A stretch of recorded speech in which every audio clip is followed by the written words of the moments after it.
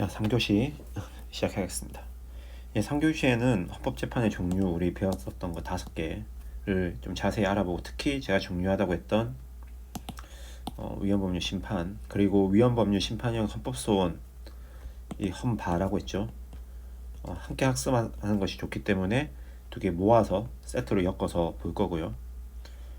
그 다음에 이제 헌법소원 심판, 이 헌마 사건 이렇게 보고, 마지막으로 사회 심판, 정당해산 심판, 권한의 심판 한번 그래도 또 개괄적으로 살펴보고, 이제는 오늘 개괄적인 거는 다 끝낼 겁니다. 이렇게 하고 그냥 헌법재판 제도, 그리고 헌법의 구조, 기본권 통치 구조의 아주 개괄적인 것들 봤다고 하고, 다음 시간 3강부터는 구체적으로 기본권 들어가서 주요 개념 설명하고 사례 쟁점이 될 만한 것들 위주로 좀 살펴보고 그렇게 나갈 겁니다.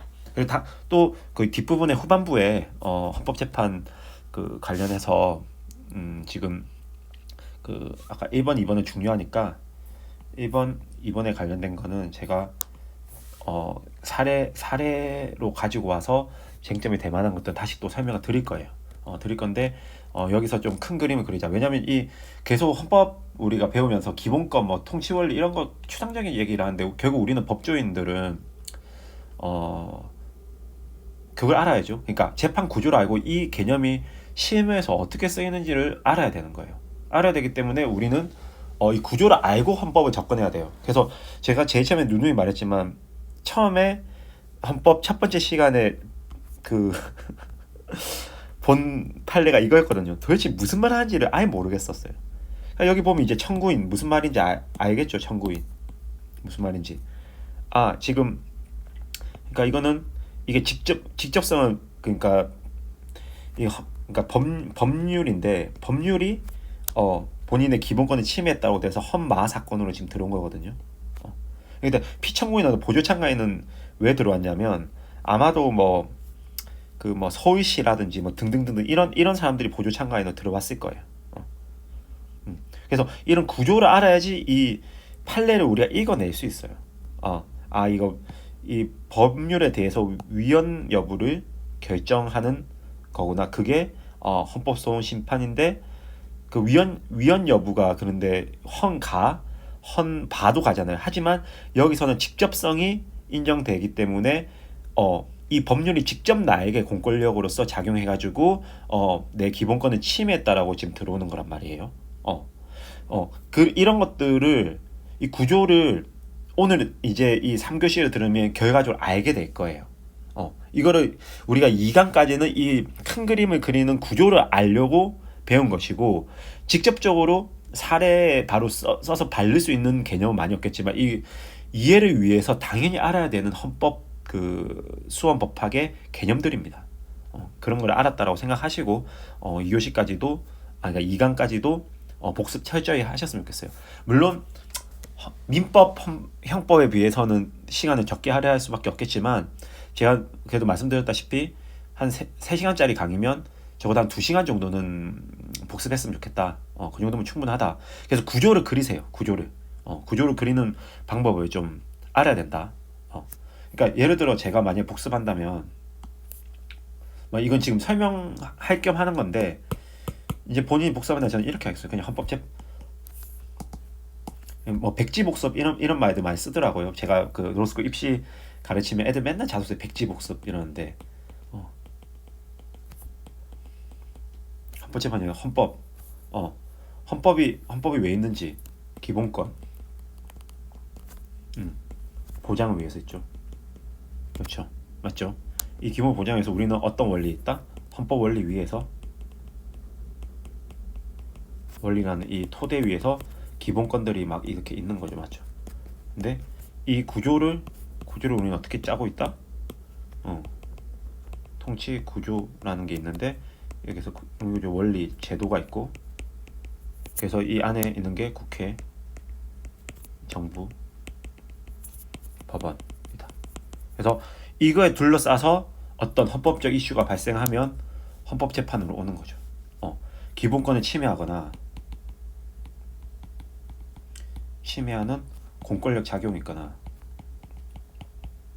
아니면 구조적으로 어떤 구조 간에 이런 구조 간에 분쟁이 있거나 분쟁 뭐 판단을 요구하는 것들 이런 것들이 있으면 헌법재판에 오는 거예요. 이 헌법재판에 뭐가 있다? 1. 위헌 법률 심판. 2. 탄핵 심판. 3. 정당 해산 심판. 4. 권한쟁의. 5. 두 가지가 있는데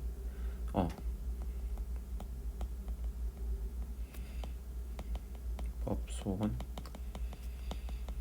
판. 이거는 심판형 법소원 심판. 그래서 이거는 헌가 사건, 헌나 사건, 헌다, 헌라, 헌마, 헌바 사건. 지금은 이것만 알면 돼요. 딱 요 정도로 백지 그거를 하면 돼. 근데 이 심판 다 심판이죠. 그래서 얘네들이 어떤 결정을 내려. 이 결정에 대해서 제가 좀 알아봤잖아요. 뭐 꼭 6인 결정 필요한 거 뭐 위헌법률 심판의 그 위헌 결정, 탄핵 인용, 정당해산 인용, 그 다음에 여기 헌법소원 심판 인용.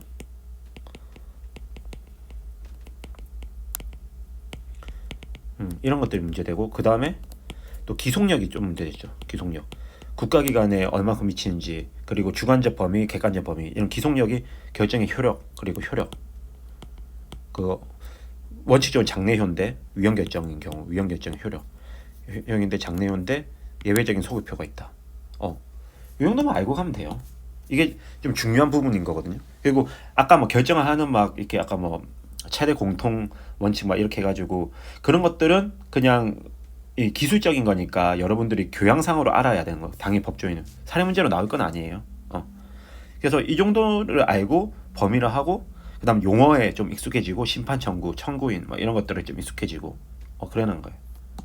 근데 이제 이게 얘네들이 어떻게 이루어지는지를 좀 더 구체적으로 들어가서 이제 이번에 보겠다는 겁니다. 특히 중요한 게 뭐다? 1번하고 5-1, 5-2 이 두 가지, 이 세 가지가 엄청 중요해요. 하지만 근데 뭐다? 1번이랑 5-2 이거 헌반은 사실 실질적으로는 같다. 적으로는 법률의 위헌 여부를 판단받는 거다. 맞죠? 이거는 공권력 작용에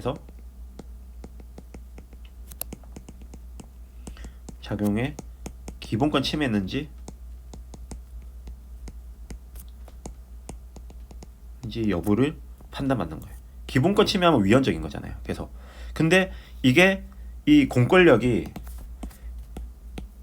이거는 협의의 어떤 공권력 작용이 있는 거 있고 광의로는 법률도 있는 거예요. 법령도 있고 그러니까 뭐 시행령 이런 것도 있고 이런 것들도 직접성. 그러니까 얘네들은 집행행위를 매개해서 가잖아요.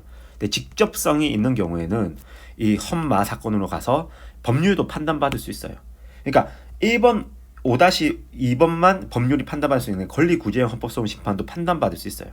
그래서 이 구조를 그리고 가라는 거예요. 알겠죠? 복습하면서 요 정도 그려가면서 복습을 하시라고. 본인 써봐야 돼요. 이렇게 써봐야 돼요. 써봐야지 본인이 이해가 가요. 눈으로 읽지 마요. 복습할 때 무조건 써보는 버릇을 길러야 되고 팔이 아플 거야. 그러면서 이거를 운동을 꾸준히 해야 되고 스트레칭도 꾸준히 해야 되고 그래요. 저도 지금 강의 찍으면서 막 허리도 아프고 막 그러거든요.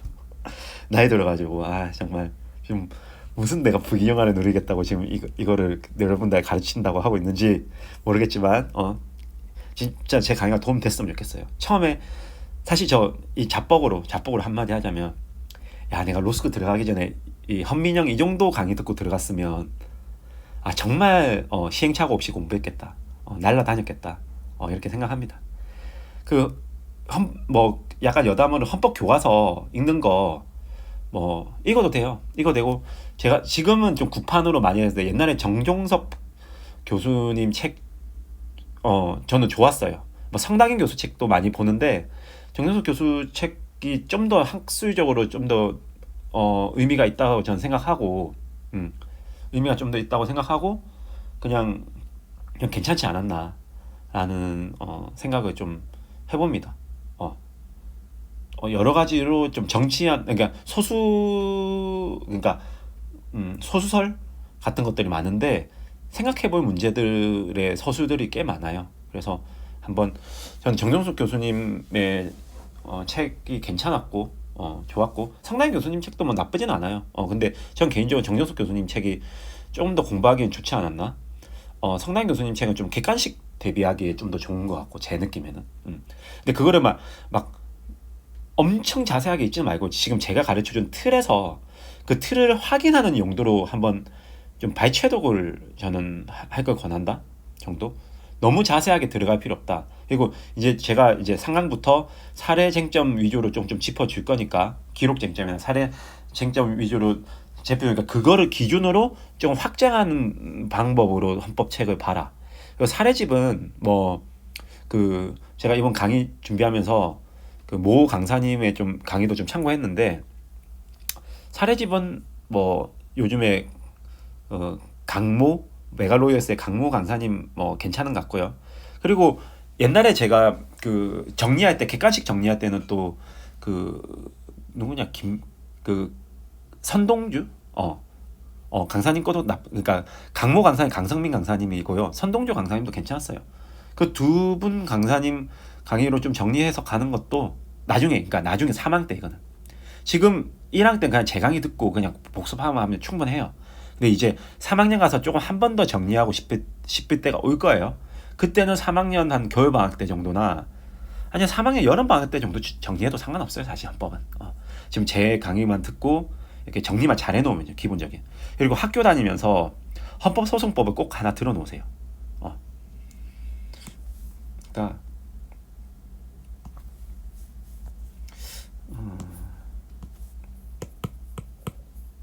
헌법 공부는 제가 봤을 때 지금 제 기본 강의 있잖아요. 기본 강의 듣고 학기 들어가서 학기 중에서는 그냥 학기 진도에 따라서 지금 기본 강의에 있는 제 쟁점들 정리하고 사례집 풀고요. 결국 사례집 풀이해야 되잖아요. 근데 이 사례집은 제가 봤을 때 저도 그 강성민 강사 사례집을 보면서 쭉 주요 쟁점들 제가 원래 정리해 놓았던 거랑 최근 트렌드를 반영해서 좀 정리해 드릴 거예요. 그래서 대표는 그 강성민 강사 거 중심으로 좀 보시면 나쁘지 않을 것 같고, 만약에 그러니까 그 수업을 들을 필요까지는 없어요. 제가 봤을 때 그 사례지만 사가지고 좀 봐라. 보면 웬만하면 이해가 간다. 이해가 간다는 것이고, 그 다음에 X니까 이 강사를 X 안 갔네. 아무튼 그렇게 하고 그 다음에 하면서 조금 그 교수님들이 좀 강조하는 부분이 있으면 헌법 교과서를 보되, 제가 봤을 때 교과서는 뭐 정종섭이나 성낙인 저를 사셔도 전 무방하다. 근데 이거를 발췌하는 방식으로 봐요. 발췌. 쟁점 정리와 사례집 풀이가 중요해요. 이렇게 가라. 이렇게 가고 이렇게 가다 보면 또 이제 헌법 1, 2를 배울 거잖아요. 헌법 뭐 학교마다 좀씩 다르요. 1, 2일 거예요. 이렇게 듣고 2학년 때 꼭 저는 추천하는 게, 아니면 3학년 1학기까지 헌법소송법을 들을 걸 권해요. 이게 이제 헌법재판제도를 좀 더 중심으로 더 들어가는 건데, 이거를 그냥 헌법소송법이 있는 학교도 있고 없는 학교도 있을 건데, 저는 대부분 있을 거라고 생각해요. 이 내신으로 정리를 할 필요가 있어요. 그 다음에 3학년 들어가서 헌법 실무 연습 같은 거 있을 것이고, 그 다음에 그 이제 사교육 통해서 이때 이제 사례 실무 연습 있는 학교는 무조건 이거 듣고요. 이게 기록형이에요. 없는 학교면 무조건 어떻게든 다른 학교 그걸 구해서 하든지 어떻게든 하세요. 이거 진짜 중요해요. 이것도 그 100점에서 50점에 해당하는 거기 때문에 왜냐 행정 50점, 헌법 50점이거든요. 꼭 중요해요, 이거. 그래서 사교육으로 사례 아니면 뭐 기본 개념 마지막 정리 재판 정리 있잖아요. 최신 판례 정리 이런 것들을 아까 뭐 선동주 뭐 강사나 강성민 강사 나쁘지 않았어요. 제가 봤을 때 그 두 강사를 위주로 좀 정리해라 라고 저는 말씀드리고 싶습니다. 그래서 헌법에 힘을 많이 쏟을 필요가 없어요. 이거 보세요. 이거 학교 수업이죠. 이것도 학교 수업이죠. 이거는 그냥 정리용으로 그냥 애낄 수 있는 정리용으로 딱 한 뭐 8강에서 10강까지밖에 안 되거든요.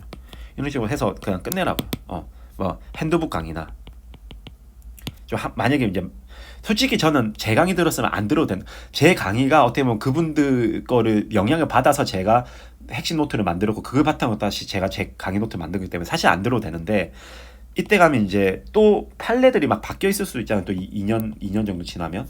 그렇기 때문에 그런 부분을 이제 조금 반영해서 해라는 거예요. 그래서 헌법소송법을 또 내신으로 공부해 놓으면 좋다. 사실 제가 로스는 제가 나온 학교밖에 안 다녀봤으니까 여러분들의 내부적인 커리큘럼은 어떤지 모르겠는데 요 정도만 따라가도 헌법은 충분하다. 충분하다. 그러니까 지금 정도 제 강의 듣고 약간 선행해놓고 2학년까지는 충분하고 3학년 때 살짝 이렇게 조금 뭐 얹어가지고 플러스 알파 해가지고 듣고 나가면 된다. 충분하다고 그냥 생각합니다. 이렇게 공부해라 라는 조언을 드리면서 다시 들어와 보면 공부 방법 가르쳐 드렸고 이제 이렇게 재판제도 제가 그렸어요. 그래서 지금 이제 이거 할 거예요. 이거 하는데 요거랑 같이 붙여가지고 공부할 겁니다. 위헌법률 심판 헌법재판소법 41조 2하고 이제 종류를 좀 더 깊게 들어가서 볼 거예요. 이건 사법부가 사실 입법부를 통제하는 거죠. 그러니까 근데 이거 헌법소원은 사법부가 입법부를 견제 통제하는 건 아니에요. 그냥 사법부가 통제 안 하겠다고 했는데 기각했죠. 위헌법률 심판 제청을 기각했죠. 기각했는데 어떻게? 그냥 당사자가 그냥 청구한 거예요. 그래서 여기 위헌법률 심판 이게 헌가죠. 헌바 헌법소원 심판 이게 68조 2항 헌법소원이라고 말하기도 해요. 교수님에 따라서 쓰는 사람에 따라서 이런 식으로 헌바 사건이라고까지 말을 하진 않고 저는 이거 제 편의상 헌바라고 말하는 거고 보통 헌법재판소법 68조 2항에 따른 헌법소원 심판이라고 말하거나 아니면 위헌법률 심판형 헌법소원 심판이라고 말하기도 해요. 알겠죠?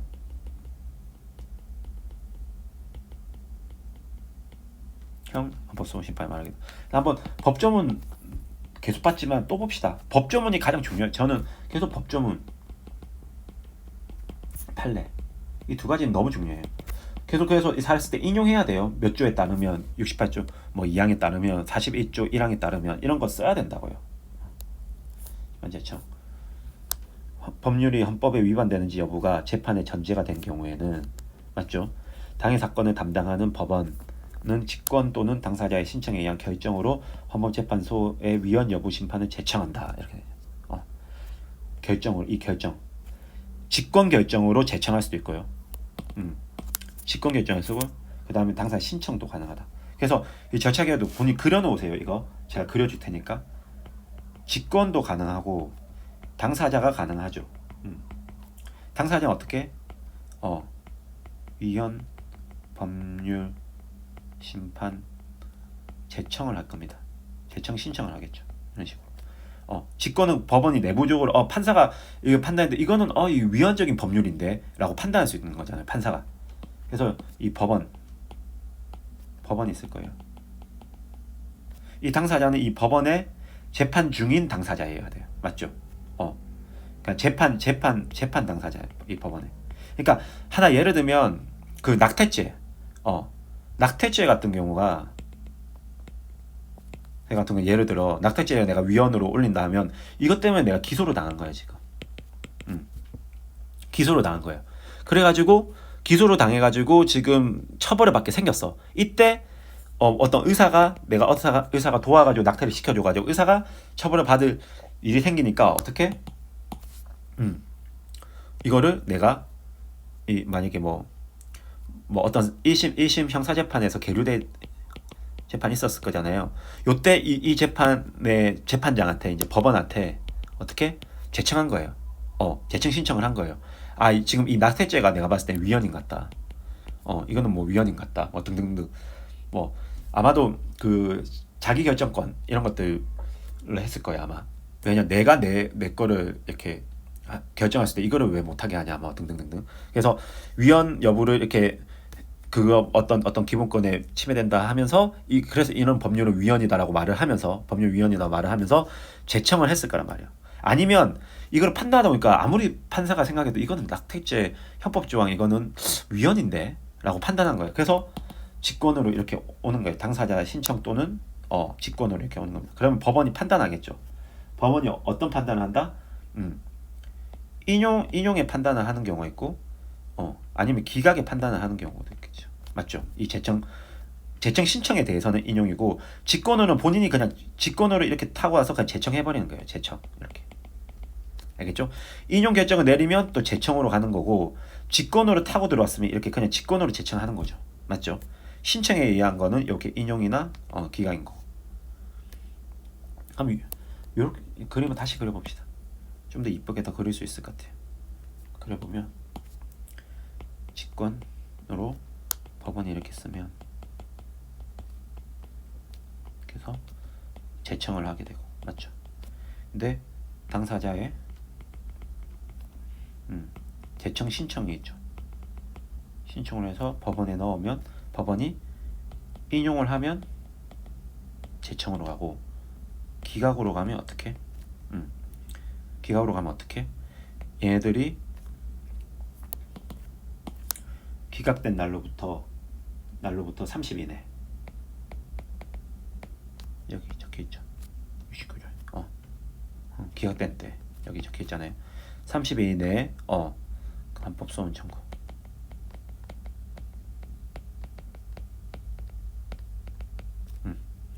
청구 이렇게 하면 이게 68조 2항인 거예요.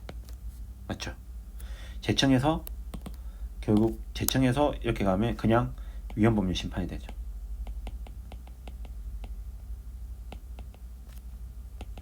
법원이 제청하는 거예요. 이거는. 그래서 이거는 41조 1항인 거죠. 그렇죠.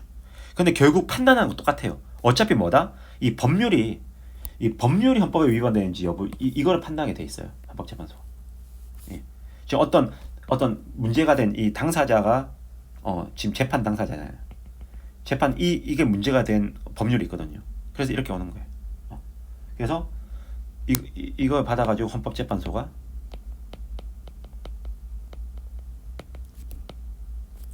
위헌 결정을 내리거나 아니면 그냥 기각을 하겠죠. 이 청구에 대해서 그냥 기각. 위헌 결정의 인용이겠죠. 그렇게 하면 이 결정은 어떻게 6인 이상이 꼭 해야 된다. 기각은 5인. 근데 이 위헌 결정에는 또 변형 결정들이 있는 거예요. 단순 위헌, 헌법 불합치, 한정 위헌, 한정 합헌 있는 거죠. 이해가죠? 요 방식이란 거예요. 요 절차 개요도를. 그래서 결국에는 판단하는 거, 여기서 판단하는 건 이거 똑같아요. 들어오는 방법만 이렇게 다른 거지. 알겠죠? 그래서 헌가랑 헌발을 같이 우리가 배워야 된다는 겁니다. 이 재판의 전제가 돼야 돼요. 법률이 대상이고 또 재판의 이 구체적 규범 통제라고 하죠. 구체적 규범 통제. 해서 당해 사건을 담당하는 법원, 이 당해 사건을 담당하는 법원이 직권 또는 당사자의 신청에 의해서 당사자 신청 대청 신청이고 직권으로 해서 일로 갔을 경우에 인용하거나 대청해가지고 간 경우에가 42조 1항인 거고. 그럼 이거는 어떻게 돼요? 이때는 당해 재판이 정지돼요. 42조 때문에. 맞죠? 제청한 때는 그때까지 정지된다. 맞죠? 근데 이거는 정지 안 돼요. 왜냐면 이거는 68조 이하의 이 42조를 준용하는 그게 없어요. 근데 여기 인용 결정에 대해서는 68조 2항에 따른 헌법소원을 인용하는 경우에는 준용한다. 돼 있죠. 그러니까 준용하는 규정이 없거든요. 이건 30일 이내. 이게 이런 것들은 기록형이 엄청 중요해요. 기록형에서 잘 봐줘야 되는 거예요. 바로 이거 안 되면 바로 각하 때리거든요. 이런 것들은 다 접법 요건이에요. 접법 요건. 이항에 따른 하는 결정 통제하는 30일 이내에 청구해야 된다. 그리고 국선 대리인을 이제 넣을 수 있는데 그러면 이 선임 신청이 있는 날을 기준으로 30일을 카운팅해요. 정액기한. 여기 위헌 법률 심판 가면 재판 정지되고 이제 위헌 결정. 이거를 여기서 중요한다고 했잖아요. 그러니까 이거를 봐야겠죠. 이게 중요하겠죠. 헌법재판은 제청된 법률 또는 법률 조항의 위헌 여부만을 결정하고, 맞죠? 위헌인지. 그러니까 법률을 지금 보는 거예요. 근데 해당 전부를 시행할 수 없다는 전부에 대해서 위헌 결정했습니다. 이거는 뭐 예외적인 케이스고, 효력, 기속, 기속력 제가 말했죠. 저번 시간에. 그래가지고 이거에 대한 주관적 범위, 객관적 범위에 대한 논쟁이 있다고 했죠. 그다음에 이거는 효력이 어떤 방식으로 상상해? 장래효다 원칙. 근데 장래효인데 소급효를 확장한다고 제가 말했죠. 당해 사건, 뭐 병행 사건, 뭐 일반 사건에도 그 필요성 인정되는 경우에는 소급효 확장합니다. 근데 대법원과 헌법재판소 판단이 약간 갈린다. 갈리는 경우가 계속 많을 거예요. 오늘도 뒤에 보면 계속 많이 있을 거예요. 이항에도 불구하고 뭐 형벌에 가는 거는 소급효다. 뭐 등등등. 그렇죠? 이렇게 보고 딱 가면 되는 거예요. 감 오죠. 이제 계속 지금 반복 너무 많이 했어요. 이제 이래도 모르겠으면 저도 모르겠어요. 이 구조를 계속 머릿속에 넣어야 돼요. 하고 이제 그래서 결국에는 여기에서는 이제 여기 헌법재판소에 들어왔다는 전제하에 보는 거예요. 얘가 어떻게 판단하느냐, 헌법재판소가 어떻게 판단하느냐, 이 판단 메커니즘을 보는 거예요. 이 헌법재판소의 판단 메커니즘을. 알겠죠? 그러면 이렇게 판단합니다. 적법 요건을 판단하고, 헌법재판소에 들어왔어. 헌 가든지 헌 받든지 들어왔어요. 그러면 1번으로 이 적법 요건, 소송 요건이라고도 하죠. 판단하죠. 이게 본안전 판단이라고 보통 말을 해요. 제 민법 재소환했었으면 이거 다 설명했어요. 이 똑같아요. 이 구조가. 그 다음에 이제 본안 판단하겠죠. 이게 뭐냐면, 야, 형식을 갖췄냐. 본안 판단 뭐예요? 정말로 위헌인가? 법률이 위헌인가? 근데 그 공법 소송은 제가 이거 엄청 중요하다고 했죠. 왜냐? 객관적 법질서를 구축하려고 하는 그런 어떤 공익적 요소가 있어요. 객관 소송으로 해서 공익적 요소가 있어요. 주관적 권리 구제 영역도 있는데 그거 말씀드렸잖아요. 주관성과 객관성이 둘 다 짙게 나오는 그 재판이 공법 소송이고, 공법 소송이 행정 소송과 헌법 재판으로 제가 나눠진다고 했잖아요. 그래서 이게 아주 중요하고, 이 부분을 판단하는 게 사실 50대 50이라고 보셔도 됩니다. 헌법 소송이나 행정 소송에서는. 그래서 이 본안 판단 여부를 우리가 알기 위해서 우리 구체적인 내용을 배우는 거예요. 아까 헌법 원리라든지 기본권이라든지 뭐 이런 여러 가지 뭐 제도라든지 이런 것들 알고 위헌인지 판단하는 거고요.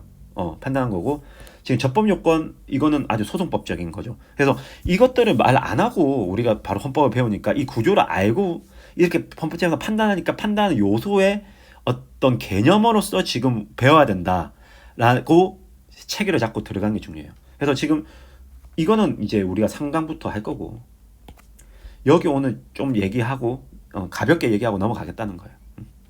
볼까요? 재법 요건 41조 1항 청구 위헌 법률 심판 청구의 경우에는 1번 심판 대상의 법률 또는 법률 조항, 2번 재판의 전제성, 아까 구체적 사건에 계류되어 있어야 돼요. 당사자가 그 재판의 전제성이라 그래요. 3번 직권 또는 당사자 신청에 의한 법원의 제청, 아까 말했죠.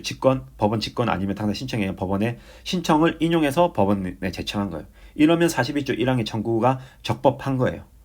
본안 요건 통과, 그 다음에 본안 전 요건 통과, 그 다음에 본안 판단하면 돼요. 이 법률 위헌인지 여부. 68조 2항의 경우에는 좀 추가돼요. 1번, 2번은 똑같아요. 근데 법원이 제청한 거 아니죠. 왜냐하면 법원은 기각 있고 당사자가 신청해서 위헌 쟁점 신청에 대한 기각 결정 후 기각을 받고 기각 결정이 꼭 있어야 돼. 이게 전제가 돼야 돼요. 바로 신청 못 해요. 기각을 받았기 때문에 이제 최후의 보충성으로서 나는 이거밖에 위헌을 확인할 길이 없다고 해서 심판 청구를 하는 거예요. 그 다음에 청구 기간 아까 30일. 그 다음 변호사 강제주의.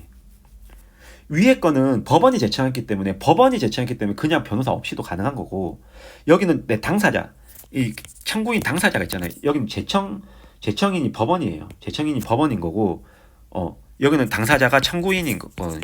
근데 아까 제가 뭐라 했죠? 헌법소원 심판이나 위헌법률 심판은 기본적으로 그 서면 심리가 원칙이라고 했죠. 이 서면 심리를 하는 이유는 아주 법률적으로 짙은 깊은 내용을 다루기 때문이에요. 그렇다면 변호사가 필요하다는 거예요. 그래서 변호사 강제주의예요. 변호사 강제주의. 헌법제도 25 밑에 가서 볼게요. 25조 3항에 있어요. 그래서 이 크게 이 요건이고, 이 요건들을 제가 하나씩 가져옵니다. 이 3번은 그냥 당연한 거라서 이거는 더 이상 부연 설명할 게 없어서 부연 설명 안 했어요. 그래서 여기부터 3번은 그냥 68조 2항에 대한 3, 4, 5다라고 생각하시면 되고, 1번, 2번은 41조 1항과 68조 2항 공통적인 조건이라고 생각하시면 됩니다. 알겠죠? 그래서 심판 대상, 법률 또는 법률 조항. 지금 법률 또는 법률 조항이라고 심판 대상이거든요. 그래서 시행령, 시행규칙, 기타 행정입법은 위헌제청 신청 이거의 대상이 아닙니다. 알겠죠? 42조 1항의 위헌 제청 신청 제청하고 그 다음에 이건 심판대상 될 수 없어요. 이거는 이제 직접성이 인정된다면 뒤에 가서 배우겠지만 직접성이 인정된다면 뭐다? 헌법 소원을 하면 돼요. 알겠죠? 시행령은 대통령령이고 시행규칙 부령이죠. 기타 행정입법, 기타 뭐 등등등 고시훈령 예규 이런 것들 있잖아요. 그런 것들에 대해서는 헌법소원으로 지적성이 인정되는 경우, 집행행위를 매개하지 않는 경우는 지적성이 인정되어서 예외적으로 갈 수 있지. 이 위헌법률 심판 제청을 하거나 아니면 위헌법률 심판 청구를 하거나 아니면 헌바로는 못 한다는 거예요. 이거에서 학생들이 많이 헷갈려요. 이거 꼭 알고 가야 돼요. 정말 중요합니다. 이건 그냥 나와 있잖아, 법률. 그래서 우리 아까 법규 우리 거의 법률 그다음 명령 이거 우리 배운 거잖아요. 조례 이렇게 배운 거잖아요. 이때 왜 배우냐? 이런 체계를 알고 있어야지 지금 딱 제가 말했을 때 이제 이해가 딱딱딱 오는 거예요. 법률만 된다. 그래서 쟁점 법률의 범위, 국회 의결 거친 형식적 의미의 법률만 해당하는지 이런 쟁점들이 있어요.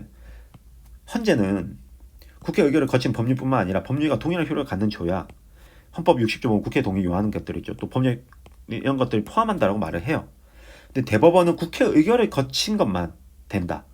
법률 요하고 이런 것들은 대법원 권한이다라고 말해요. 이렇게 서로 나눠진다는 거예요. 무조건 검토해서 가면 헌재 쪽으로 가야 돼요. 이거 헌법이니까. 쟁점이 한정 청구의 위헌 청구의 적법성. 그러니까 한정 위헌 청구를 할 때가 있거든요. 그러니까 아까 봤죠. 뭐뭐라고 해석하는 한 위헌이다. 이렇게. 이거를 헌법재판소는 판단할 수 있는데 청구부터 한정 위헌 청구를 하는 게 적법하냐에서 이거는 헌법재판소는 이것도 적법하다. 이런 청구를 하는 것도 적법하다. 대법원은 부적법하다. 이거는 왜냐면 대법원 계속 한정위원 결정 안 좋아한다고 했죠. 이거는 왜 법률 해석 우리의 고유의 권한인데 왜 헌법재판소 와가지고 우리 권한 빼서 이렇게 생각한다고요, 걔네들은. 그렇기 때문에 얘네들은 부적법하다고 보는 거예요. 알겠죠? 법률에 대한 심판 청구가 아니라 얘네는 법률 해석에 대한 심판 청구라고 보는 거죠. 근데 위헌 여부를 판단해서 해석의 여부가 포함될 수밖에 없다. 전제 조건이다. 이런 식으로 온 게 헌재의 태도고 대법원의 태도는 아니다.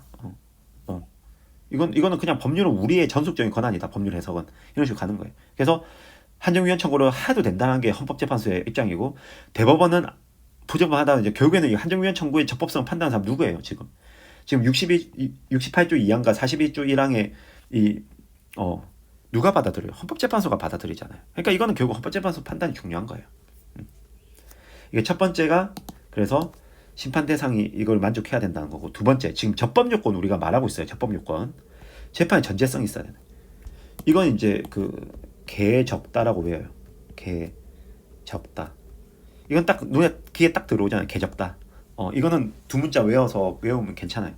구체적 사건이 법원에 적법하게 계속 중이어야 되고, 지금 소송 계속 중이어야 되고, 그 다음에 심판 대상 법률 조항이 당해 재판에 적용되는 법률 조항이어야 되고, 지금 법률 조항을 올리는 거죠. 위헌 여부를. 심판의 법률 조항의 위헌 여부에 따라 결과적으로 다른 내용의 재판을 하게 될 것. 이 세 가지 쟁점이 있어요. 이렇게 세 가지 쟁점이. 세 가지 조건이 있고 이 안에 또 구체적인 쟁점이 이렇게 또 들어가거든요.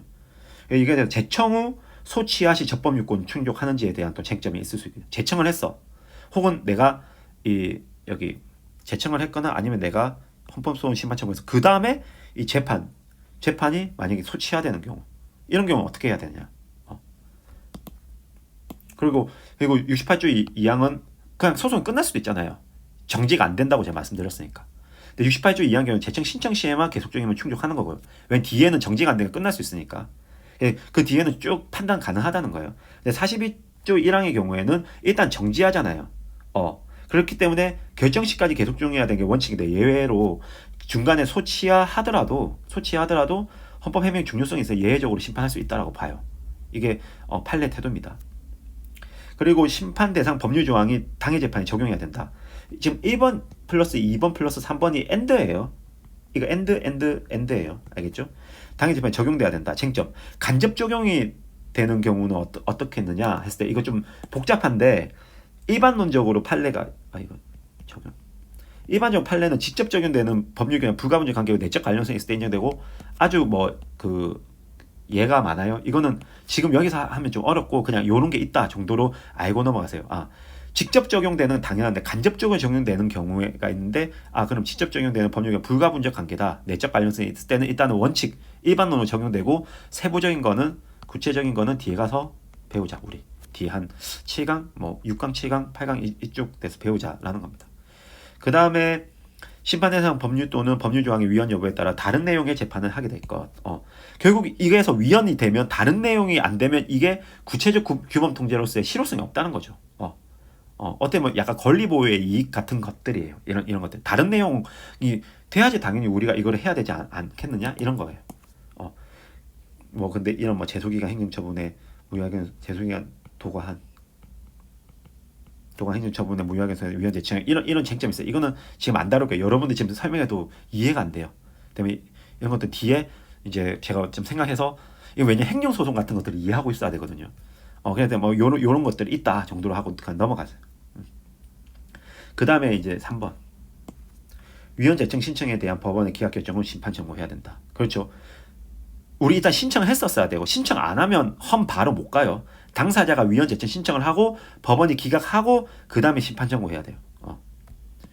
또 이 작은 쟁점들이 두 가지 있는데, 위헌 재청 신청의 심판 대상, 아까 보면 여기 이 신청 취지 있잖아요. 신청 이유, 이 심판 대상하고 다르게 살짝 내가 비틀어서, 그러니까 이 신청을 했어. 요때는 요 범위였는데 여기 기각당하고 요때 청구할 때 이런 범위를 했었다. 이 두 가지가 서로 동일성이 인정 안 된다. 그랬을 때 이거를 어떻게 적법하다고 봐야 될지. 왜냐하면 결국 이거를 전제로 가는 거니까요. 이런 경우에 어떻게 봐야 될 것인가의 문제인데, 그래서 범위와 다르게 변경하여 헌법재판을 청구한 경우라면 헌법재판 판례는 이런 겁니다. 실질적 묵시적으로 법원이 판단했다고 보는 경우, 이 심판 대상을 신청했을 때 법원이 판단했을 거잖아요. 이 법원이 판단해도 본다고 생각하는 경우에는 예외적으로 포함합니다. 이것도 구체적인 예들인데 여기서 보진 않을 거예요. 그냥 예외가 있구나. 이 정도로 알고 넘어가세요. 다르게 변경했을 때도 이 법원이 이런 위헌 재청 신청에 있어서 판단이 묵시적으로 실질적으로 그 법률 조항 대상을 판단했다고 보는 경우에는 그 추가적으로 법률 조항이 들어와도 다르게 청구해도 인정하구나라고 보면 될 거고, 또 여기 보면 법조문에 기각당한 경우 당해 사건 소송 절차에서 동일한 사유를 다시 재청할 수 없다라는 이 조항이 있거든요.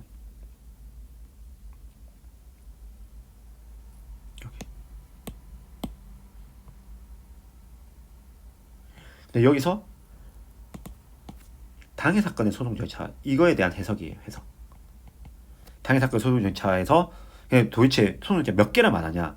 1심, 2심, 3심은 별도로 말하는 것이냐? 아니면 전체 이 사건을 말하는 것이냐라는 거예요. 당해상 소송용지의 의미. 판례는 1, 3심 모든 시건을 포함한다고 생각합니다. 그러니까 1심에서 한 번 재청 신청할 수 있고 2심에서 한 번 재청 신청할 수 있고 3심에서 재청 신청 이거 아니라는 거예요. 1, 3심 다 통틀어서 한 번 신청할 수 있고 한 번 신청해서 기각당하면 그거를 헌법소원심판 바로 가야지 그거를 묵혀놨다가 한 번 더 신청할 수 없다는 거예요. 이런 일이 왜 쟁점이 왜 되냐면요. 30일 이 청구기간 30일 내가 있는 거예요. 이런 경우 이제 1심에서 했는데 재청 신청했어요. 근데 기각당했어요. 근데 30일 도과됐어. 근데 2심에서 또 재청 신청해서 안 된다고 하면 내가 이거를 30일 내에 바로 헌법소원을 하려고 하는 거죠. 이런 일이 있기 때문에 이게 쟁점이 되는 거예요. 근데 판례는 2심에서 이거 못 한다는 겁니다.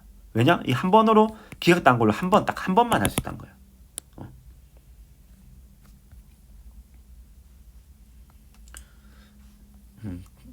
그 당사는 통해서 이유로 재청 신청할 수 없다. 그러니까 2심에서 할 수 없다는 거예요. 1심에서 한 번 네가 했으면 한 번 했으면 끝났다 이런 거예요. 왜 이거 계속 재판을 중지시킬 수 있잖아요. 계속. 그러니까 딱 한 번만 하고 그 기각당한 후 30일 내에 하고 근데 국선 대리인 신청. 왜냐하면 이게 변호사 강제주의란 말이에요. 그래서 변호사를 내가 선임할 그 여력이 없을 때는 국선 대리인 신청할 수가 있어요. 여기. 우선 증거자가 변호사 대리인 신청에 자력이 없는 경우 선임하여도 신청할 수 있다. 이 경우에는 청구기간은 신청이 있는 날을 기준. 왜냐하면 신청하고 그 다음에 이 사람이 만들어가지고 청구를 해야겠죠. 그렇기 때문에 그때 정지됐다고 봐야 되는 거예요. 그러니까 이렇게 해서 만약에 지금 기각 결정 왔어요. 법원이 재청신에 기각 결정이 오죠. 그럼 여기서 이제 30일이 도과가 될 거예요. 근데 이때 내가 변호사 그 국선 대리인 신청을 이때 했어요. 30일 내에. 그 다음에 이때 이제 선임이 돼가지고 그 변호사가 청구서를 내겠죠. 그럴 때 이건 당연히 30일이 도과될 거잖아요. 근데 이때는 30일이 도과가 안 됐어. 그런 경우에는 이걸로 됐다고 본다는 거예요. 알겠죠? 그래서 빨리 그냥 국선 대리인을 신청해버리는 경우가 더 좋을 수도 있어요. 실무상으로는. 그때가 기산점이다. 그 다음 변호사 강제주의. 25조 1항 볼까요? 25조 3항. 각종 심판에서 사인은 변호사를 대리인으로 선임하지 않아 조합하나 근데 다만 저는 내가 제가 가능하다는 거예요. 제가 변호사 자격이 있기 때문에. 그래서 사망 그래서 이게 변호사 강제주의. 지금 변호사들이 이걸 원해요. 모든 거 다 강제주의 해야 된다. 특히 뭐 예를 들어 속가 어느 정도 이상이면 변호사 강제주의 해야 된다. 이런 것들을 하기 원하는데 사실 쉽지 않죠. 근데 속가 어느 정도 이상이면 실무적으로도 해요. 뭐 몇 억짜리 같은 경우는 변호사 없이 하는 경우 거의 못 봤어요. 근데 이제 소액 사건에서 좀 애매한 경우 한 3, 4천만 원? 요 정도가 좀 애매하겠죠. 변호사 없이 하는 사람들도 봤어요. 1,000만 원 이하는 정말로 많고 그런 건 당연히 변호사 없이도 할 수 있게 해줘야 돼요. 그건 당연한 것이고요. 변호사 비용이 더 많이 들기 때문에. 근데 좀 애매한 것들이 뭐 한 3천, 4천 뭐 이 정도예요. 그리고 지금 제가 민법에서 2억까지가 합의부 사건이라고 했는데 지금 최근에 5억까지로 늘어났다라고 합니다. 단독 사건, 합의부 사건의 기준이 민사에서. 아무튼 그냥 헌법이 아니지만 참고하시라. 최근에 판사 친구 만났는데 그렇게 말을 하더라고요. 이제 변경됐다. 내부적으로. 그리고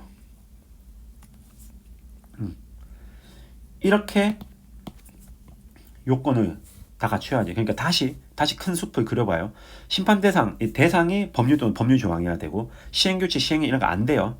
근데 법률에 대해서 뭘 보냐면 국회 의결 거친 형식적 의미의 법률에 해당하는지는 판례에 따른 그뿐만 아니라 법률적과 동일한 효력, 조약이라든지 아니 긴급명령, 간수법까지 포함한다는 것이고 한정위원 청구해도 괜찮다. 이 법률에 대한 심판 맞다. 현재는 그렇게 본다는 거고 그다음 재판이 전제돼야 된다. 구체적 규범 통계로서. 근데 그 전제성을 어떻게 우리가 판단하느냐라고 했을 때 계적다로 판단하는데 구체적 사건이 계속되고 있어야 되고 적용돼야 되고 그 재판에 그냥 다 다른 재판의 내용을 해야 된다는 것이고 마지막으로 이제 여기 42조 1항에 대한 청구는 그냥 그래서 법은 제청하면 끝나는 거고요. 68조 2항에 따른 경우는 플러스 알파가 더 있다는 거예요. 그런데 위헌 제청 신청을 했어야 되고 기각결정 후 심판 청구를 해야 되는데 쟁점 하나가 뭐냐면 다르게 내가 위헌 제청 신청서와 다시 기각당한 그 뒤에 헌법소원 심판 청구를 할 때가 다른 경우 어떻게 할 것이냐 하면 그 실질적 묵시적으로 동의성이 있다는 경우에는 예외적으로 그냥 적법한 청구다라고 보는 것이고 2번 쟁점 2는 뭐다? 한 번 제청할 수 없다 해서 당해 사건 소송 절차의 의미는 뭐냐? 1, 2, 30 통틀어서 한 번만 할 수 있고 그게 한 번 기각당하면 그 30일 이내로 해야 되지 뒤에 한 번 제청 신청해가지고 기각당하고 30일 이내에 하는 거는 안 된다는 겁니다. 알겠죠? 그리고 청구기한은 기산점 이것도는 내가 당사자가 청구할 기산점이 있다는 거예요. 30일 내에 기각결정 통지받은 이유로 30일 내에 해야지 법적 안정성이 있다는 거예요. 이런 청구기간이 아주 중요해요. 행정소송에서는 그 법적 안정성, 행정 적법성 통제 그리고 우리 그 법률관계의 안정성이 중요하기 때문에 30일 이내에 하는 거 이런 거 진짜 중요합니다. 그리고 뒤에 그 헌법소송, 그러니까 행정소송이나 헌법소송, 헌마 같은 경우는 90일, 안지 90일 있은 날로부터 1년 이렇게 가거든요. 그리고 변호사 강제주의. 가고 이거를 다 통과하면 적법요건 이거 통과하면 어떻다? 그때 본안 간다는 거예요. 적법요건 통과하면 법률 조항의 위헌 여부를 이때 들어가서 판단하는 거야. 본안 판단. 여기서 본안 판단. 그래서 법률이 기본권 침해, 헌법 원리, 통치구조 원리 위배 시에 위헌 결정을 내리고 위헌 결정 내리고 아니면 법률이 뭐뭐라고 해석하는 한이라고 위헌이라면 한정 위헌 결정도 가능하고 이건 헌재 태도에 따르면 대법원은 아니라고 하면 이건 결국 헌법재판소 판단하는 거니까요. 대법원 권한이 아니까요. 이거는 법률 공부에 때문에 문제들을 방지하기 위해 헌법 불합치 결정도 가능하다는 거예요. 이해가시죠? 아까 잠정 적용 헌법 불합치 결정 봤었죠? 제가 다 파일 올려놨으니까 한 번씩 다 확인해 보세요. 그렇다는 것이고 이제 헌법소원 심판 이거는 헌마인 거예요. 헌마. 이건 권리 구제의 헌법소원 심판이고 공권력 작용으로부터 국민의 기본권을 보호하는 거예요. 공권력 작용. 자, 법전 한번 볼까요? 청구 사유. 헌법재판소법이에요. 이거는 공권력의 행사 또는 불행사로 인하여 보장된 기본권을 침해받은 자는 법원의 재판을 제외하고는 헌법재판소의 헌법소원 심판을 청구할 수 있다. 다만 법률에 다른 법률 구제 조치가 있는 경우에 그 조치 모든 것을 청구해. 이건 보충성이거든. 이게 권리 구제형 헌법소원 심판이고 이것도 청구기한이 있어. 이건 당사자가 기본권 침해를 받은 당사자가 뭐예요? 그냥 바로 직접 헌법재판소에 직접 청구하는 거거든요. 이유는 뭐다? 기본 침해 받았다 내가. 공권력을 해서. 이게 다 이제 적법 요건들을 보는 거예요. 뒤에 가서 이제 볼 겁니다. 이것도 똑같이 적법 요건 판단하고 본안 판단하는 거예요. 적법 요건 쭉 보고, 적법 쭉 보고 그냥 본안 판단 이렇게 봐야죠. 청구 기간 오면 안날로 90일 이내에 있은 날로부터 2년 이내에 청구한다. 그렇죠?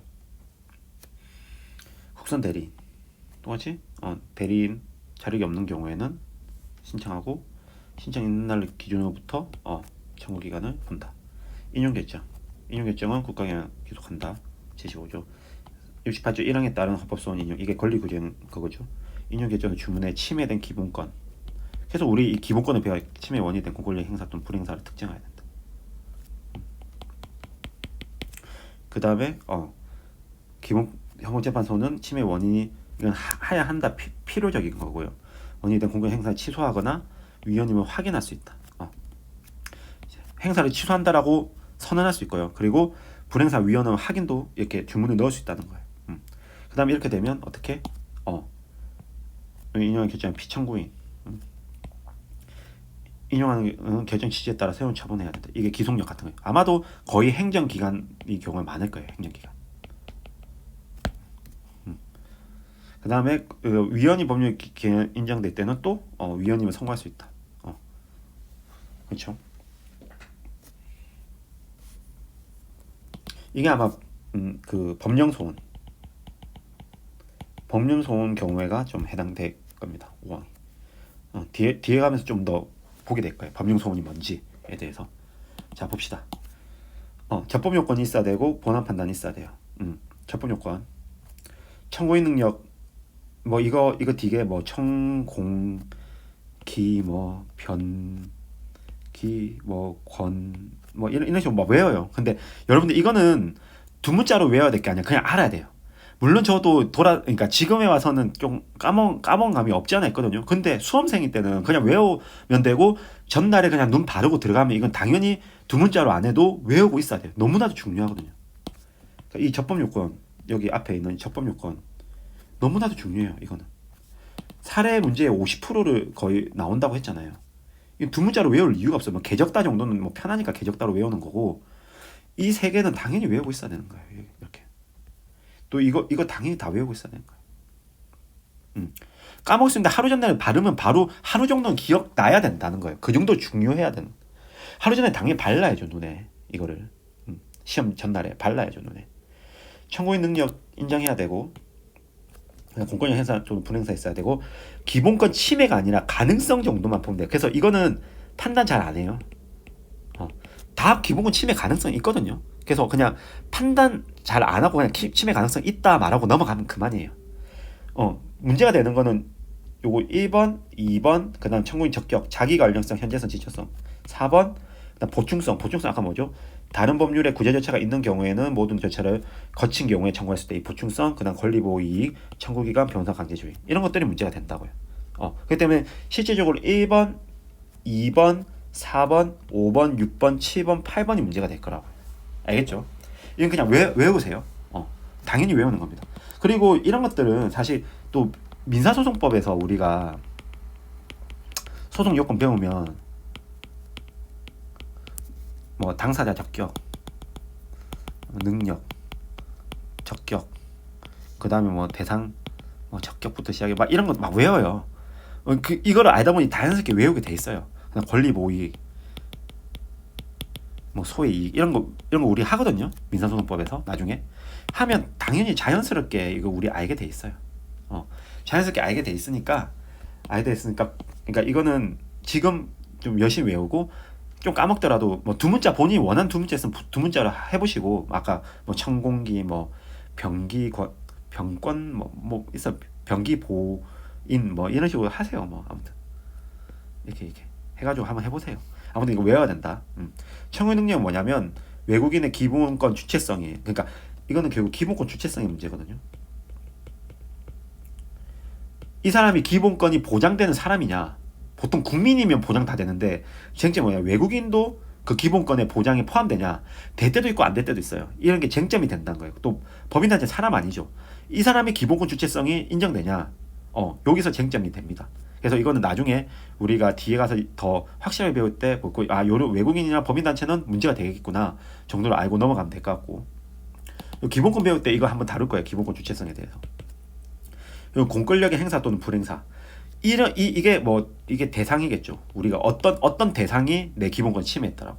우리가 이게 대해 불복하겠다는 거잖아요. 그래서 이 공권력 행사 또는 불행사를 한 번 더 풀어서 말하면 국민의 권리 의무 내지 법적 지위에 직접적인 영향을 미치는 공권력 주체 행위라고 해요. 도대체 공권력 주체가 누구냐라고 말한다면 입법, 사법, 행령 다 말하고요. 그다음 공법이 영조물까지도 말합니다. 이 공법이 영조물은 우리 행정법을 좀 배워야 돼요. 그래서 사실 이것들을 배울 때 행정법을 배운 상태에서 시험에 들어가기 때문에 그냥 요 정도다라고 생각하시면 될 것 같고. 그래서 결국 중요한 건 입법, 사법, 행정이 중요하잖아요, 이게. 그래서 보면 뭐 헌법, 법률 이런 식으로 아주 구체적으로 배워요.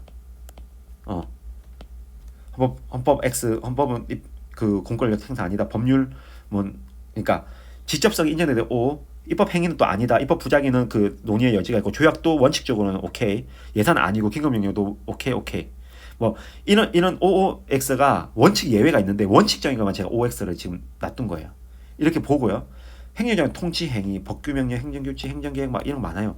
이것도 원칙 예외가 엄청 많거든요. 검사의 처분, 권력제 사실행위, 막 될 때도 있고 안 될 때도 있고 그때 판단해야 돼요. 이거에 대해서 1시간 배워요. 사실 이거에 대해서 막 논의를 많이 해야 되거든요.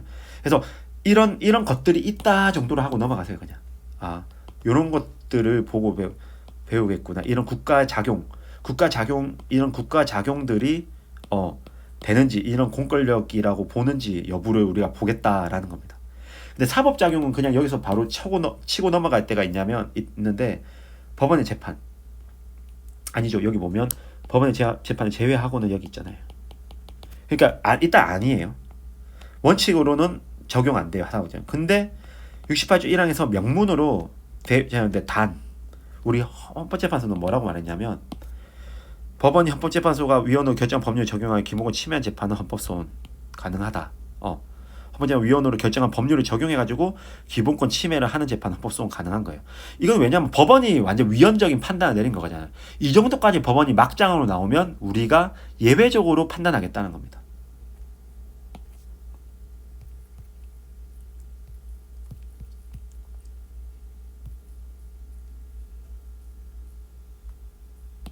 여기 한정위원 이게 한정위원이에요. 한정위원.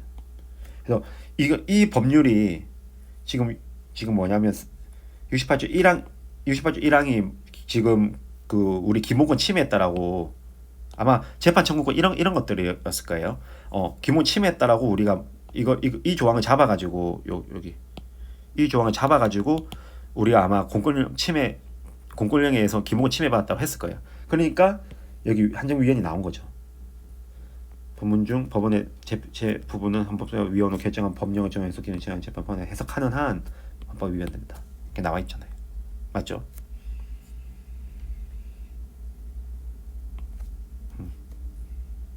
그래서 그러면 헌법소원 가능하다는 거예요. 그래서 한정위원 결정을 한 거예요. 헌법재판소에서. 그 다음에 이제 3번은 넘어가고 3번은 그러니까 이거는 그냥 판단 잘 안 한다고 했죠. 오히려 이거는 본안 판단으로 가요. 가능성 있다고 넘어가면 되는 거고 이건 결국 침해했느냐 결국 침해 여부는 본안이다.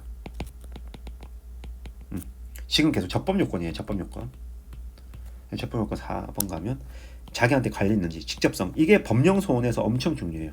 그러니까 법률이 있고 뭐 밑에 행정입법이 있고 등등 이런 것들이 있을 때 이런 것들 직접적으로 집행행위 매개 없이 직접적으로 나한테 법적 지위에 영향을 미치면 직접성이 인정되는 거예요. 근데 행위 매개 없더라도 구제에서 권리는 희박 발부의 것을 요구할 수 없는 경우 예외적으로 직접성 인정합니다. 판례가 그렇게 봐요. 이건 그냥 그렇다라고 그냥 여러분들이 숙지하고 외워야 되는 거예요. 그래서 아까 제가 그 신청서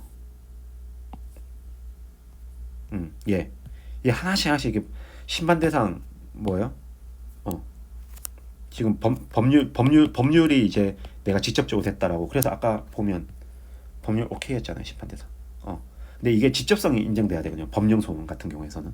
왜냐면 웬만하면 집행행위 매개가 있어요. 그럼 직접성 인정이 안 돼요. 그럼 만약에 매개가 있으면 이걸로 행정소송을 걸어야 돼요. 보통. 매개를. 근데 매개 없다면 행정소송에서도 어떤 구제받을 길이 없으니까 그렇게 직접성을 인정해가지고 가는 거예요. 이게 연결된 게 사실 보충성하고도 서로 동전 양면처럼 연결되거든요. 구제 절차도 못 느끼는 거죠. 그렇기 때문에 직접성을 인정하면서 보충성도 인정하는 거예요.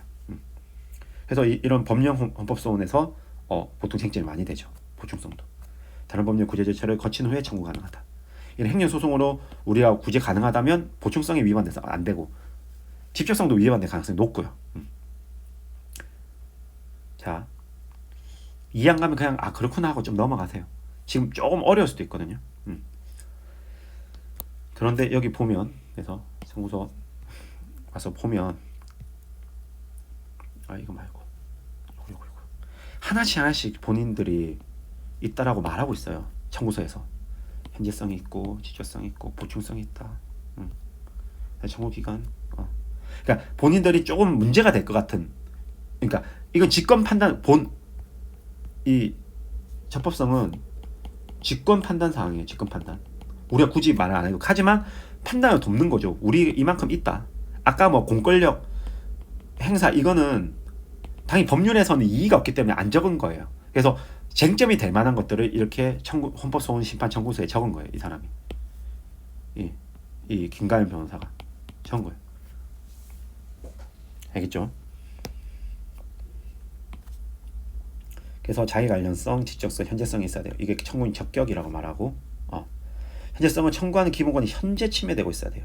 근데 판례는 예외적으로 장래에 발생하더라도 침해가 틀림없을 것으로 예측되는 경우 예외적으로 현재성이 나옵니다. 이런 것들 막 보면 권리가 우리 민법에서 보면 장래에 발생하더라도 또 장래 권리를 뭐 양도할 수 있다 이런 것도 많았잖아요. 그러니까 다 이 우리가 쓰는 것들을 사작사작 다 연결이 돼요. 이 개념들이. 자기관련성, 직접성, 현재성. 이거는 그냥 외우세요. 자기관련성, 현재성, 직접성. 뭐 두 문자를 따도 되는데 이거는 뭐 두 문자 딸 것까지도 저는 아니다라고 개인적으로 생각합니다. 자, 보충성. 그래서 다른 법률에 따른 구제 절차가 모두 거치는, 왜냐하면 헌법소원 최후의 보루라고 하죠. 최후의 보루. 헌법재판소는 최후의 수단이에요. 그 때문에 다른데 다 거치더라도 특히 법원에 하더라도 하는 거 아니면 다른 거 뭐. 근데 법원은 근데 아까 또 여기 대상 안 된다고 했죠. 재판. 근데 이런 경우에는 한정위원이다고 말했죠. 그래서 보통 법원 가면 웬만하면 못 와요. 하지만 법원은 통하지 않는 절차들은 이렇게 한다면 보충 다른데 없으면 청구 가능하다. 직접 대상 근데 이거를 직접 얘네들을 직접 다퉈야 돼요. 간접적으로 통화서 다툴 건 안 돼요. 직접 대상을 다툴 수 있는 적법한 구제 절차를 말하는 것이고요. 그래서 보통 쟁점이 되는 경우가 법령의 경우에 아니면 입법 부작위 너네들 입법 안 했다라고 하면서 그게 불행사가 나에 대한 기본권 침해 나온 헌법 소원 권력적 사실행위는 보충성 언제 인정되냐면 이런 것도 막 옛날 교도소에서 그래서 막 이렇게 그 소변이나 대변을 보는데 이 높이 칸막이 높이를 몇 센치까지 해야 되는지 뭐 이런 것들 그런 것들 막 있었거든요. 이런 것도 사실행위예요. 법적 지위에 왔다 갔다 하는 건 아니죠. 근데 권력적인 사실행위고 막 집행처에서 막 이거를 무너뜨렸어. 근데 이미 무너뜨리고 나서 난 경우예요. 그 때문에 이런 경우에는 그 자체를 그래서 이게 처분성이 인정 안 돼가지고 처분성이 인정 안 되면 이건 행정소송이 대상이 안 되거든요. 소송이 대상이 인정 안 돼요. 좀 어려운 말인데 그냥 그렇구나 하고 넘어가세요. 그런 경우에는 이 보충성이 인정되는 경우. 그래서 이 쟁점은 얘네들에서 쟁점으로 많이 다투어서 사례나 기록형에 집어넣어서 할 필요가 있어요. 그래서 보충성이 인정되는지 여부를 판단하고 보통 웬만하면 인정된다라고 결론이 나거든요. 그래서 쟁점으로 다뤄줄 필요가 있다는 거예요. 그 다음에 이제 권리보호이익. 청구 당시 및 결정 시점에 모두 존재해야 되는데 당시도 그렇고 결정 시점에 근데 이미 침해행위 종료되었거나 해소 효력 소멸 시 권리이익 부정해요. 특히 권력적 사실행위에서 이건 것도 좀 문제가 많이 돼요. 권력적 사실행위에서 왜냐면 이미 사실행위 종료한 경우가 많고 이미 끝난 경우가 많거든요. 그런 경우에는 예외를 또 인정하는데 침해행위 반복 위험이 있거나 헌법적 해명이 중대한 사항에 권리보호 인정합니다. 그래서 보통 권력적 사실행위는 이런 식으로 피해가가지고 다시 권력적 사실행위에서는 그런 거. 그래서 이거는 보통 권리보호는 좀 과거의 행위가 문제가 되고요. 현재성은 이 미래, 장래인 경우에 좀 문제가 돼요. 그러니까 현재성은 또 과거도 문제가 될 것만 같잖아요. 근데 이거는 논리적으로 정치하진 않고요. 그냥 청구의 현재성은 좀 장래, 미래 기백권 침해는 현재성에서 그 쟁점을 잡아서 좀 풀이해주고 과거 같은 경우는 오히려 권리보호위에서 쟁점을 잡아가지고 풀이해주는 게 맞다라고 보시면 됩니다. 그 다음 청구기간. 침해 사유 안 날로부터 90일, 입슨 날로부터 1년. 이 여러 가지 쟁점이 많은데 그냥 이 정도로 하고 넘어가요. 법령 소원에서 추가적으로 쟁점이 있어요. 그다음 이 시행되고 뭐 이런 것도 있어요. 그냥 이건 자세하게는 제가 안 알아볼 거예요. 그냥 청구기간 있다. 그다음 현재성의 예외. 이 장래 침해 예정인 경우에는 그냥 청구기간 적용 안 해요. 이미 지금 현재성에서 예외가 지금 인정됐기 때문에 청구기간은 당연히 침해된 날로부터잖아요. 그 때문에 당연히 미래니까 이거는 그냥 요건으로 안 보고 그냥 청구기간은 그냥 스킵 해버리는 거야. 알겠죠? 그 다음에 변호사 강제주의. 이거는 우리 살펴봤고 이런 1번부터 8번까지의 적법 요건이 이렇게 인정돼야지만 어떻다? 본안 판단은 넘어간다는 거. 그래서 이렇다면 공권력 행사로 헌법상 기본권이 침해되는지 여부를 판단하고 인용기각 결정을 해요. 그래서 지금 3강부터 우리가 기본권 종류를 학습하고 기본권의 보호 영역, 제한 및 그 한계에 대해서 논의를 할 거예요. 3강이에요. 우리가 그렇게 볼 겁니다. 알겠죠? 볼 거예요. 그 다음에 그래서 이건 복습하면서 이거를 꼭 이제 우리가 공부해라고요. 그러니까 뭐 백지 복습이라고 하면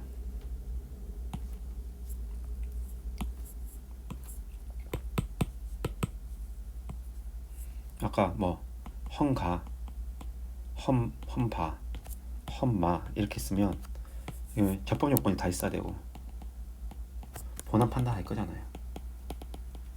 접법 요건 안 되면 바로 각하죠.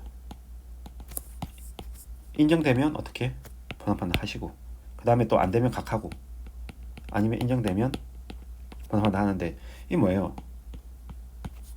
심판에서 법률 되고 그다음 재판의 전제성 그 다음에 이제 재청이 있어야 되고 이제 험반은 뭐 기각 결정은 뭐 등등등등 있잖아요. 아까 재판 전제성 개 적다 아까 이게 적법 요건이라는 것이고 그다음 험만은 그다음 청구인 능력 그다음 공권력 행사 또는 불행사. 그래서 공권력에 대해서 막 다툼이 있다. 입법, 사법, 뭐 행정 막 다툼이 있다는 정도만 알고 가세요. 이거 진짜 이게 어려운 논의거든요. 그래서 제가 이 정도로 설명하고 넘어간 거예요. 있고 그 다음에 기본권 침해 가능성, 맞죠? 그 다음에 참고인 적격,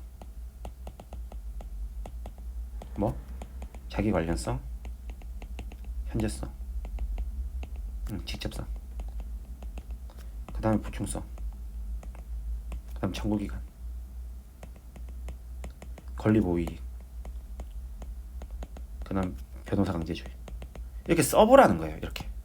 그래서 하나 아까 뭐 권리보호이익에는 헌법적 해명이 중요한 경우에는 만약 종료되었어도 하는 거 예외적인 걸 외워야죠. 보충성 이게 다른 그 있다라고 하는데 있다라고 하는데 어떻게 그런 것들은 보통 법령 소원 심판이나 뭐 등등등등 이렇게 되는 거 청구기간 아까 뭐 또 국선 대리인 신청 뭐 이런 것들 외우라는 거예요. 지금 제가 안 봐도 지금 이 정도는 쓸 수 있죠. 그러니까 제가 사실 어제 이 강의 준비하기 전까지 뭔데 안 외우고 있었어요. 근데 강의한 그냥 노트 정리하면서 제가 따로 안 외우려도 바로 이게 읊어지거든요. 그만큼 많이 이제 저는 훈련을 했었던 거 과거에. 헌법을 거의 안 다뤘어요. 그럼에도 불구하고 이거를 쓸 수 있는 거예요. 그만큼 훈련이 돼 있어야 된다는 거예요. 알겠죠?